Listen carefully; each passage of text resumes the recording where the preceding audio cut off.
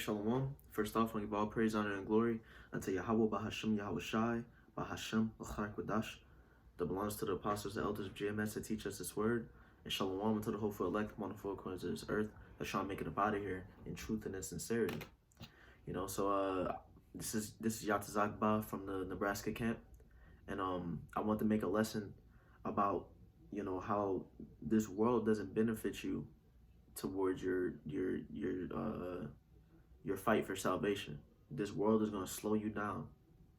This world is there. There's nothing beneficial that comes from it. It's nothing but folly. It's nothing but it's counterproductive towards your spirituality. It's counterproductive towards your efforts to make it up out of here, to become better. As a matter of fact, I'll start off with this. This is 2 Peter chapter 1, verse 4. It says, "Whereby are given unto us exceeding great and precious promises, that by these ye might be partakers of the divine nature." And what are those great and precious promises? That those promises are us having that kingdom, us attaining that salvation. Us being able to have jurisdiction over whole planets, being rulers over all the nations, being heirs to the throne. That's that great and precious promise, that being a part of that elect, that eternal peace. All of that sounds amazing. That's why it says exceeding great and precious promises. Those promises are this is a perfect life that we're being promised here, and you should want to be a part of those first fruits and a part of that 144,000 that gets to attain that those promises. It says that by these you might be partakers of the divine nature, having escaped the corruption that is in the world through lust. It says having escaped the corruption that is in the world through lust. And if you're really putting forth your full diligence, if you're really putting forth everything, and you are putting forth everything that you have towards this truth, then you're gonna become a part of that elect. You're gonna become a part of that 1/3, and that's how you escape that corruption that's through that comes on you through the world. This world is like a parasite. It's like a parasite. You got to get rid of it. Because that corruption. Let's get the definition of that word corruption. This is Strong's G5356. The pronunciation is a Phthora. It says corruption, destruction, perishing, that which is subject to corruption, what is perishable. In the Christian sense, eternal misery in hell. It says in an ethical sense, corruption, i.e. moral decay. It says decay, i.e. ruin, spontaneous or inflicted, literally or figuratively. Corruption, destroy, perish. So it's setting you up for failure, basically. That corruption through the world is setting you up for failure, setting you up for destruction. That's why you got to let go of that corruption. That darkness that comes from the world is going to try to stifle that light that comes from the truth, and you can't let the world completely take that light away. But it says let's get on 1 John chapter 2 verse 15. It says, "Love not the world, neither the things that are in the world. If any man love the world, the love of the Father is not in him. For all that is in the world, the lust of the flesh, the lust of the eyes, and the pride of life, is not of the Father, but is of the world." What is of the Father? What's of the Father is to make yourself a sacrifice for him. It's to feed the flock. It's to take them out of it's to take those who are in the world out of the world, out of those evil ways that they're indulging in, out of those selfish ways that they are indulging in. Because to be in this truth, that's a completely selfless act. As long as you're doing it, accordingly. It's a selfless act, because you're doing what you're doing for people outside of you. You're trying to wake other people up. You're trying to bring other people inside the ministry.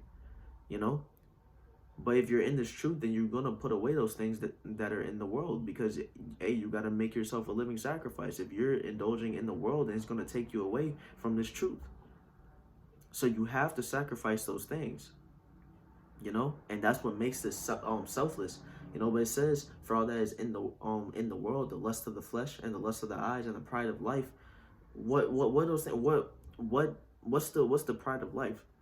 Trying to be a family man. You're putting this truth to the side for other people. Maybe you're like I said, your family. Nothing matters more than this truth. Everything got to be at the back burner, and your family's important. And hey, you can't say nothing against that. Your family is important, but it's not more important than this truth. Nothing's more important than this truth. It says that's not of the Father, it's of the world. But it says, and the world passeth away, and the lust thereof, but he that doeth the will of the Most High abideth forever. So all these things are going to pass away anyway. Why? What's the point of fighting for it? What's the point of what's the point of keeping it dear to you? What's the point of trying to hold on to it if it's going to perish anyway? But you know what stays eternal? This truth stays eternal.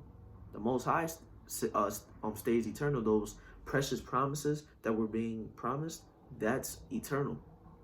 So that's what we fight for. That's what we put our full diligence toward. And that's what we're supposed to put our love towards. Here, let's get the definition of that word love. This is Strong's G25. The pronunciation is agapaho, and it says, I'll get this definition here. It says to be well pleased, to be contented at or with a thing. So it says to be content, to be content with something. And if you're content with this world, that means that you're cool with just being in it. Let's get the definition of that word content in the English dictionary. The definition of that word is in a state of peaceful happiness, satisfies someone, a state of satisfaction. So you're just in a state of peaceful happiness. You're just in a state of bliss if you love the world. And for people who don't have the calling of this truth, they're in that ignorant bliss. You know how people say ignorance is bliss. They're just living it in the world, thinking that everything's okay, thinking that everything's cool. But for us who have this calling of the truth, for us who are in this thing, and for the people who are coming into this thing, you got to put that world to the side. You can't be content with the world. You can't be in that state of happiness with this world. Look at all the evil that's in it. Our job is to go against that. Our job is to preach righteousness. Our job is to preach against all the evil doings and works that are in this world that may try to hold on onto us. Not may, but will try to hold on to us. We got to put that to the side. We can't be in that content state of happiness in this world that we're in. And that's just the truth about it. We won't be in that state of content happiness, peaceful happiness, until we reach that kingdom. That's what we're fighting for. That's what we're striving for. Don't be content here. Fight and then be content. Fight for what's actually worth being content over. Let's get Romans 12:2. It says, and be not conformed to this world, but be ye transformed by the renewing of your mind, that you may prove what is that good and acceptable and perfect will of the Most High. And you're either going to conform to this world or you're going to transform and use that spirit. And if you're transforming, then you're putting the world aside. You're not giving that love unto the world. You're giving that love unto this truth. You got to have that peaceful happiness in this truth. And if you're transforming, you're going to change from the ways of this world, which is why that other word conform, that means to take on the ways of something. And it says be not conformed to this world. So don't follow the world in its ways. Don't follow what don't follow the wickedness that this world constantly tries to pull people into. We have to be against that. It says that ye may prove what is that good and acceptable and perfect will of the Most High. And that's what we do in this truth. we're proving that what's good unto the Most High. We're proving what the will of the Most High is, and we can't do that unless we transformed. If you're being conformed to this world, and it's taking you away from that, and you won't reach your full maximum potential if you're being stifled by this world. You know, we're transforming our minds so that we can be those men of the Lord to the best of our ability. We're transforming our minds so that we can be those living sacrifices. But if you're holding on to that world and you're not sacrificing it, anything, you can't do both. You're either gonna be hot or you're gonna be cold.